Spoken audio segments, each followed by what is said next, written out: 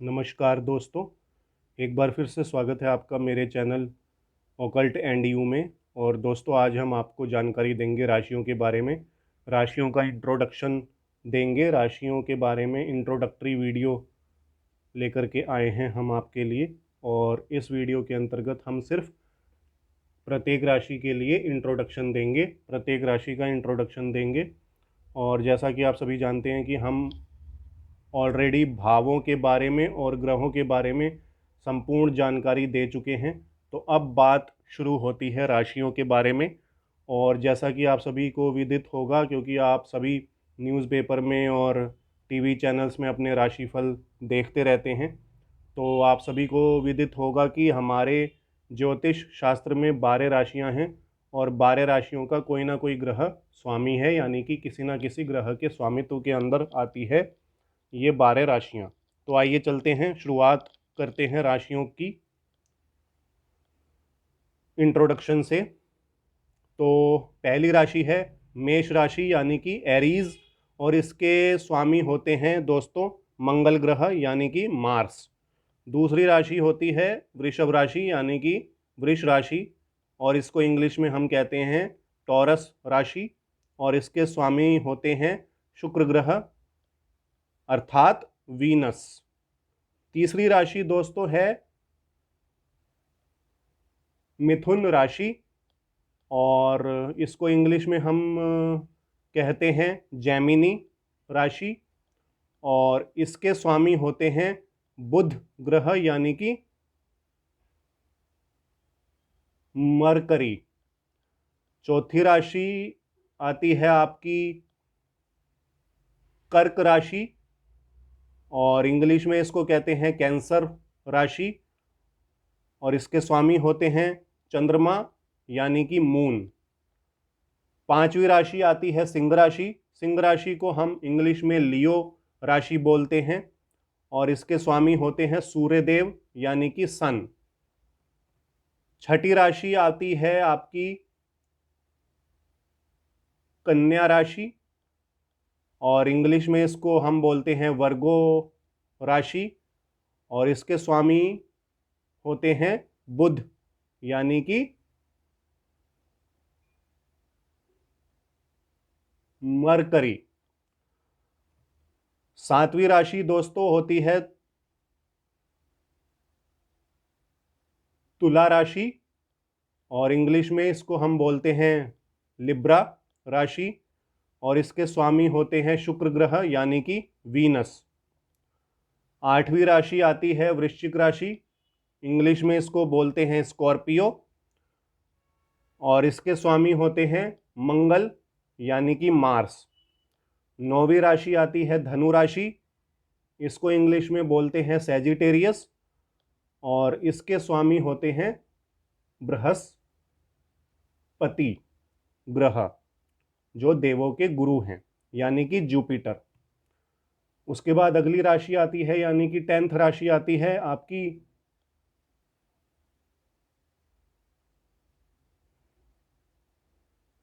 मकर राशि। और इसको इंग्लिश में हम बोलते हैं कैप्रिकॉर्न। और इसके स्वामी होते हैं शनिदेव, यानी कि सैटर्न। उसके बाद 11वीं राशि होती है आपकी कुंभ राशि। इंग्लिश में इसको बोलते हैं एक्वेरियस। और इसके स्वामी होते हैं शनिदेव, यानी कि सैटर्न। उसके बाद आपकी आखिरी राशि आती है, यानी कि 12वीं राशि, जो कि है मीन राशि। और इंग्लिश में इसको बोलते हैं पाइसिस। और इसके स्वामी होते हैं देवगुरु बृहस्पति, यानी कि जुपिटर। तो ये 12 राशियां हैं। इंग्लिश नाम और हिंदी नाम दोनों मैंने आपके सामने रखे हैं।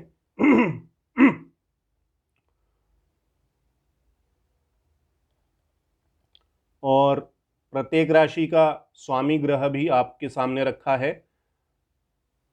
तो इस प्रकार से आप देखते हैं कि मंगल देव, शुक्र देव, बुध देव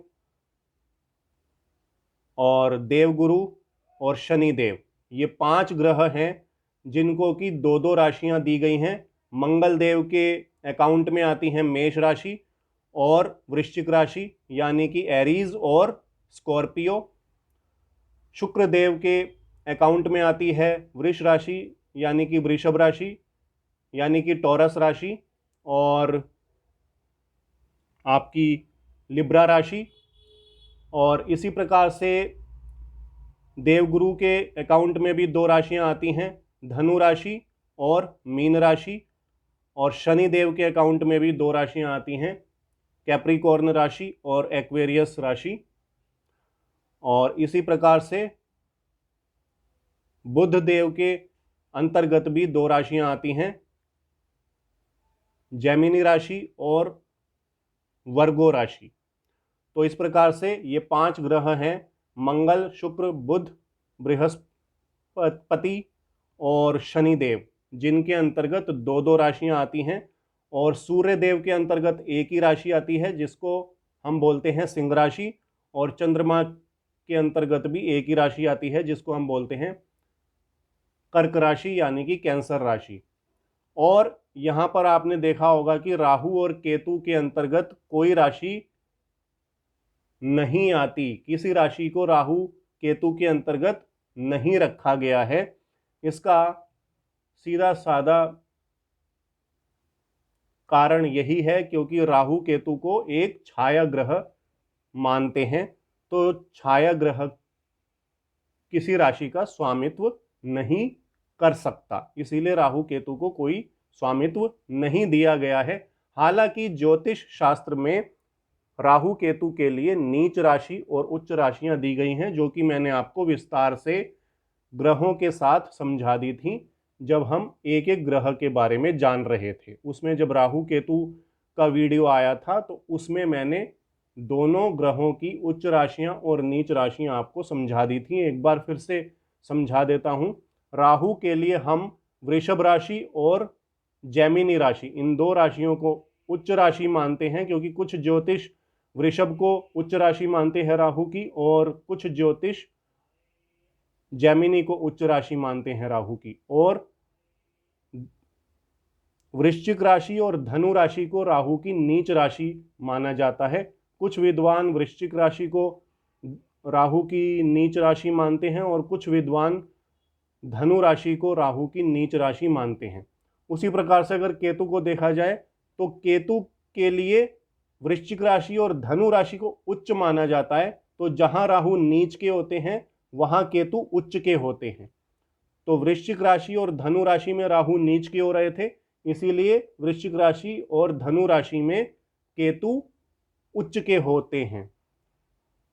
और जहां राहु उच्च के होते हैं वहां केतु नीच के होते हैं। तो राहु उच्च के हो रहे थे वृषभ में और जेमिनी में, तो वृषभ और जेमिनी में केतु नीच के हो जाते हैं। तो ये है राहु और केतु के बारे में। आइए अब जानते हैं क्लासिफिकेशन के बारे में। राशियों को कई प्रकार से क्लासिफाइड किया गया है, उसमें से मैं कुछ मेन क्लासिफिकेशंस आपके सामने रख रहा हूं। तो पहला क्लासिफिकेशन आता है ऑड एंड इवन क्लासिफिकेशन, जिसके अंतर्गत जो विषम नंबर हैं, जो विषम नंबर वाली राशियां हैं, उनको हम ऑड राशियों में रखते हैं या विषम राशियों में रखते हैं। और जो सम नंबर वाली राशियां हैं, जो सम नंबर मीन्स जो 2 से विभाजित हो जाते हैं, जिनको 2 से भाग दिया जा सकता है, जिनको 2 से भाग देने पर वो पूरा का पूरा भाग हो जाता है, उनको हम सम नंबर बोलते हैं। तो सम नंबर की राशियों को सम राशियों में रखा जाता है। तो विषम राशियां हो गई और सम राशियां हो गई। तो विषम राशियों में आएंगे आपके एक राशि, 1 नंबर की राशि, 3 नंबर की राशि, 5 नंबर की राशि, 7 नंबर की राशि, 9 नंबर की राशि और 11 नंबर की राशि। और सम राशियों में आएंगी आपकी 2 नंबर की राशि, 4 नंबर की राशि, 6 नंबर की राशि, 8 नंबर की राशि, 10 नंबर की राशि और 12 नंबर की राशि। तो पहले नंबर की राशि है एरीज, तो वो ऑड राशि हो गई यानी कि विषम राशि हो गई। तीसरे नंबर की राशि जेमिनी, वो भी विषम हो गई। 5वें नंबर की राशि लियो, वो भी विषम हो गई। 7वें नंबर की राशि लिब्रा, वो भी विषम हो गई। 9वें नंबर की राशि सेजिटेरियस, वो भी विषम हो गई। और इसी प्रकार से 11वें नंबर की राशि आती है आपकी एक्वेरियस यानी कि कुंभ राशि, वो भी विषम हो गई।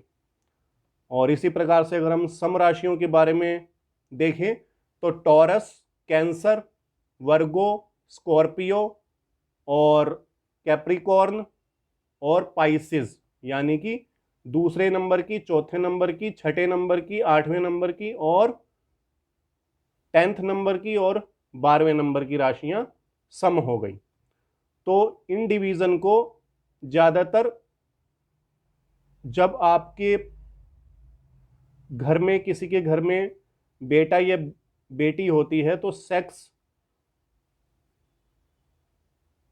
डिटर्मिनेशन के लिए यूज किया जाता है। वैसे इस डिवीजन को ज्यादा यूज नहीं किया जाता। हम जो ज्यादातर डिवीजन यूज करते हैं वो दो प्रकार की डिवीजन होती हैं। एक होती है स्वभाव के आधार पर और दूसरी होती है राशि के अपने तत्व के आधार पर।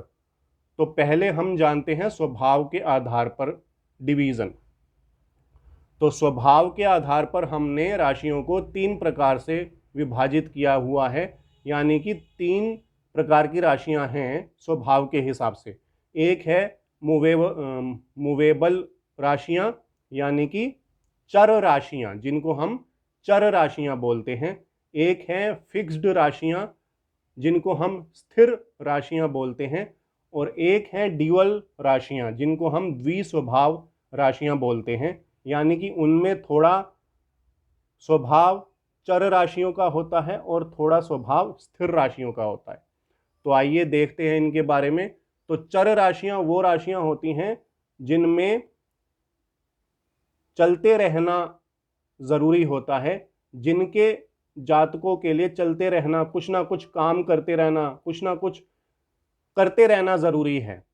ऐसे जातकों की राशियां चर होती हैं और ऐसी राशियां हमने चर वाले ग्रुप में रखी हैं, यानी कि चर राशियां बोला जाता है ऐसी राशियों को जिनका स्वभाव चलते रहना होता है। इनका स्वभाव निरंतर चलते रहना होता है, कुछ ना कुछ करते रहना होता है। और वही स्वभाव ये जातक के अंदर लेकर के आती हैं अगर जातक इन राशियों में पैदा होता है या इन राशियों में जन्म लेता है। तो इसमें चर राशियों में एक और चीज पाई जाती है, इनके स्वभाव में हठीपन होता है, जिद्दी स्वभाव होता है और साथ ही साथ क्रोध की अधिकता भी देखी जाती है। कुछ राशियों में क्रोध की अधिकता भी देखी जाती है। तो मेन स्वभाव इनका है चलते रहना, निरंतर चलते रहना। ये चलायमान राशियां हैं। तो इन राशियों में आती हैं आपकी एरीज यानी कि मेष राशि, कैंसर यानी कि कर्क राशि और लिब्रा यानी कि तुला राशि और कैप्रिकॉर्न यानी कि मकर राशि। तो ये 4 राशियां हैं जिनको हमने चर राशियों में रखा है, यानी कि ये 4 राशियां चर राशियां हैं, मूवेबल राशियां हैं। और ये चारों राशियां ब्रह्मा जी के द्वारा रूल की जाती हैं। ब्रह्मा जी के द्वारा इन चारों राशियों को नियंत्रित किया जाता है। दूसरे नंबर पर आती हैं आपकी स्थिर राशियां यानी कि फिक्स्ड राशियां। इनका स्वभाव दोस्तों एक ही जगह पर बैठे रहने का स्वभाव होता है। ये आलस में भरे रहते हैं, एक ही जगह पर सारा काम करना चाहते हैं या कुछ भी नहीं करना चाहते हैं, बस बैठे रहना चाहते हैं। इनका स्वभाव एक ही जगह पर रुके रहना होता है। और ये शिव जी के द्वारा रूल किए जाते हैं, यानी कि शिव जी इनको रूल करते हैं, यानी कि नियंत्रित करते हैं। इनकी नेचर जो है वो स्टेबल है, कांस्टेंट है, यानी कि स्थिर है, एक ही जगह पर रुके रहने वाली नेचर है इनकी। और इसमें आती है आपकी टॉरस यानी कि वृषभ राशि, लियो यानी कि सिंह राशि, स्कॉर्पियो यानी कि वृश्चिक राशि और एक्वेरियस यानी कि कुंभ राशि। ये 4 राशियां स्थिर राशियां कहलाती हैं। उसके बाद दोस्तों ड्यूअल राशियां आती हैं जिनका स्वभाव दोनों का मिक्सचर होता है, यानी कि ये स्थिर भी रहती हैं, किसी टाइम स्थिर रहेंगी, किसी टाइम चलायमान रहेंगी। जैसी जरूरत होगी वैसा उस हिसाब से ये अपना स्वभाव चेंज कर लेंगी। जब इनको स्थिर रहने की जरूरत होगी तो ये स्थिर हो जाएंगी, जब इनको चलायमान रहने की जरूरत होगी तो ये चलायमान हो जाएंगी। और इनका रूलर होता है विष्णु जी। विष्णु जी के नियंत्रण में ये द्विस्वभाव राशियां रहती हैं, और इनमें भी 4 राशियां आती हैं, क्योंकि 4 तिया 12 होते हैं तो 4 राशियों को 3 भागों में विभाजित किया गया है। तो प्रत्येक भाग में 4-4 राशियां रखी गई हैं, तो 4 तिया 12 हो जाती हैं इस प्रकार से। तो इसमें आती है आपकी जेमिनी यानी कि मिथुन राशि, वर्गो यानी कि कन्या राशि, सेजिटेरियस यानी कि धनु राशि, और पाइसिस यानी कि मीन राशि। ये 4 राशियां ड्यूअल स्वभाव में आती हैं, यानी कि द्विस्वभाविक होती हैं। जब इनको चलने की ज़रूरत फील होती है तब ये चलायमान हो जाती हैं, जब इनको लगता है कि अब चलने की ज़रूरत नहीं है, स्थिर रहने की ज़रूरत है, तो ये फिक्स्ड हो जाती हैं।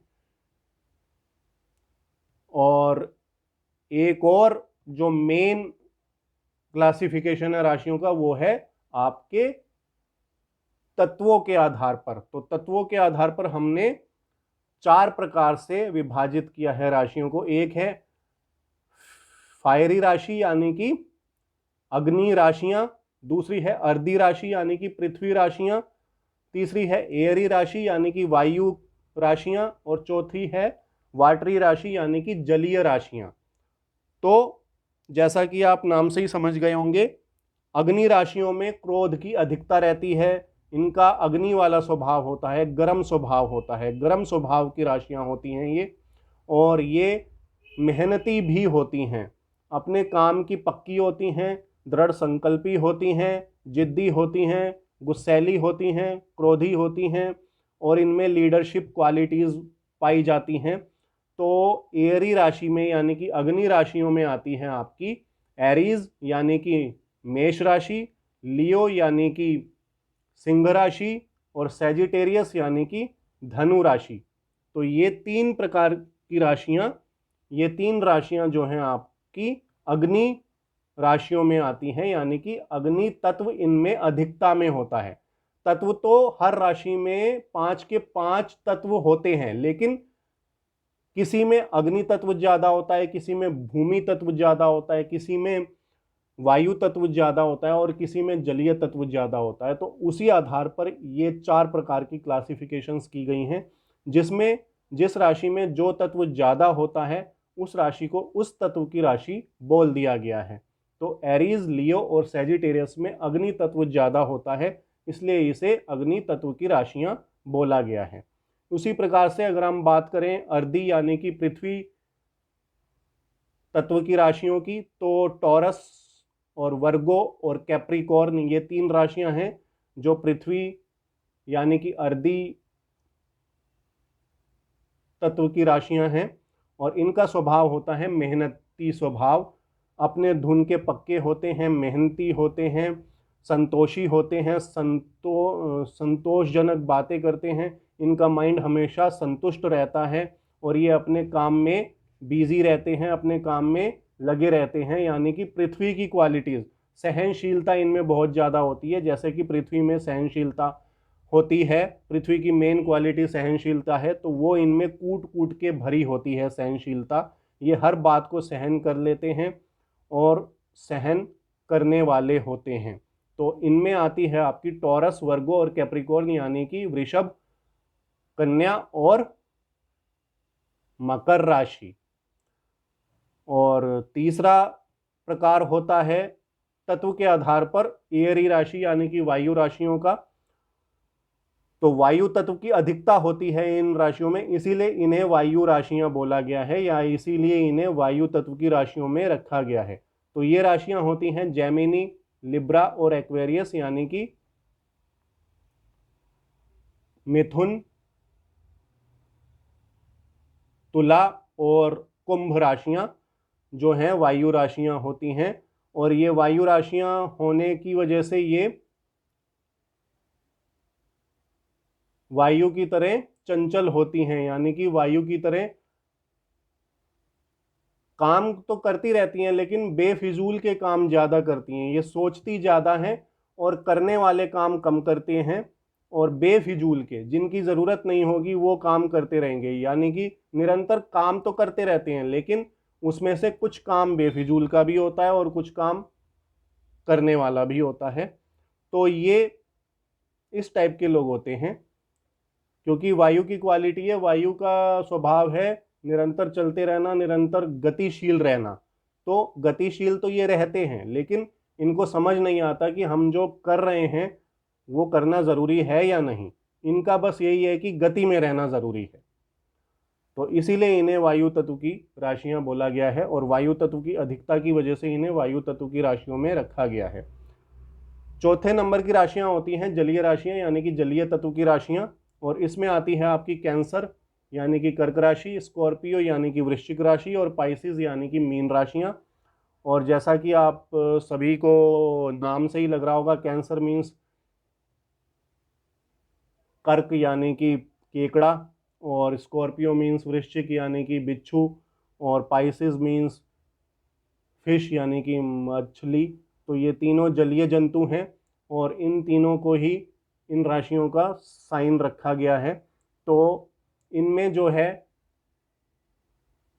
सॉफ्टनेस होती है, इमोशनल होते हैं ज़्यादा, हर किसी की बात को मान जाते हैं, हर किसी पर विश्वास करते हैं। तो ये इस टाइप के नेचर के लोग होते हैं। इनमें वाटरी तत्व यानी कि जलीय तत्व ज़्यादा होता है, इसलिए इन तीन राशियों को जलीय तत्व में रखा गया है या जलीय तत्व की राशियों में रखा गया है। तो दोस्तों, आज बात की हमने राशियों की, उनके स्वामियों की और उनके क्लासिफिकेशन की। एक बात मैं और आपको बोलना चाहूँगा कि हर राशि का डायरेक्शन भी होता है। जैसे कि मेष, लियो और सैजिटेरियस का डायरेक्शन है ईस्ट यानी कि पूर्व, और वृषभ, वर्गो और कैप्रिकॉर्न यानी कि वृषभ, कन्या और मकर यानी कि टॉरस, वर्गो और कैप्रिकॉर्न राशि का डायरेक्शन है साउथ यानी कि दक्षिण। और जेमिनी, लिब्रा और एक्वेरियस राशियों का डायरेक्शन है वेस्ट यानी कि मिथुन,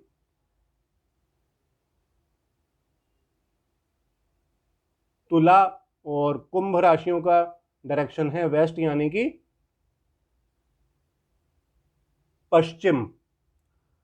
कैंसर, स्कॉर्पियो और पाइसिस का डायरेक्शन है नॉर्थ, अर्थात कर्क, वृश्चिक और मीन राशियों का डायरेक्शन है उत्तर। उत्तर इनका डायरेक्शन है।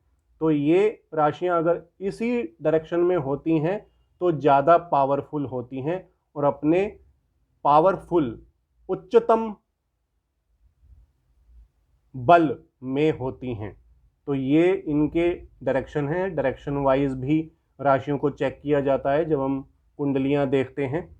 तो ये बताना भी ज़रूरी था, ये पॉइंट भी आप लोगों के लिए बहुत ज़रूरी था। तो दोस्तों, इसी के साथ मैं ये वीडियो समाप्त करता हूँ, और इस वीडियो में मैंने अपनी ओर से आपको संपूर्ण जानकारियाँ देने की कोशिश की है।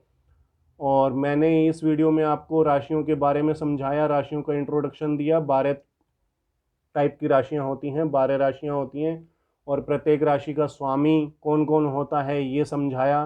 प्रत्येक राशि की डायरेक्शन कौन सी होती है, फेवरेबल डायरेक्शन कौन कौन सी होती है ये समझाया आपको। और साथ ही साथ राशियों का क्लासिफिकेशन भी समझाया, जो कि मेनली हम तत्वों के आधार पर या स्वभाव के आधार पर क्लासिफिकेशन देखते हैं।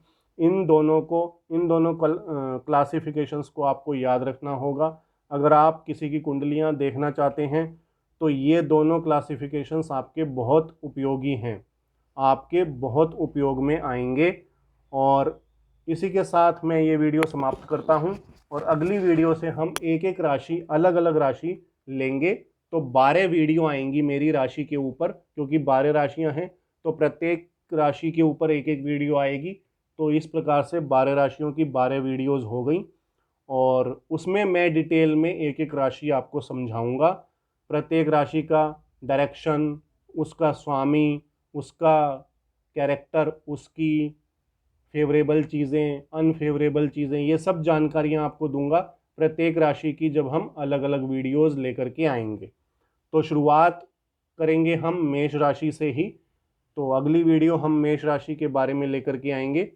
तो आशा करता हूँ कि ये वीडियो आपको अच्छा फील हुआ होगा, और अगर आपको ये वीडियो अच्छा फील हुआ हो तो आप इस वीडियो को लाइक कीजिए, शेयर कीजिए और अपने रिलेटिव्स के साथ, अपने फ्रेंड्स के साथ, अपने जान पहचान वालों के साथ शेयर कीजिए और उनसे भी लाइक करवाइए और शेयर करवाइए, और मेरे चैनल को ज़्यादा से ज़्यादा लोगों को फॉरवर्ड कीजिए और मेरे चैनल से ज़्यादा लोगों को जोड़िए, जिससे कि मेरी प्रत्येक वीडियोस ज़्यादा से ज़्यादा लोगों तक पहुंच सके। और इसी के साथ मैं अपनी वाणी को यहीं विराम देता हूं। धन्यवाद।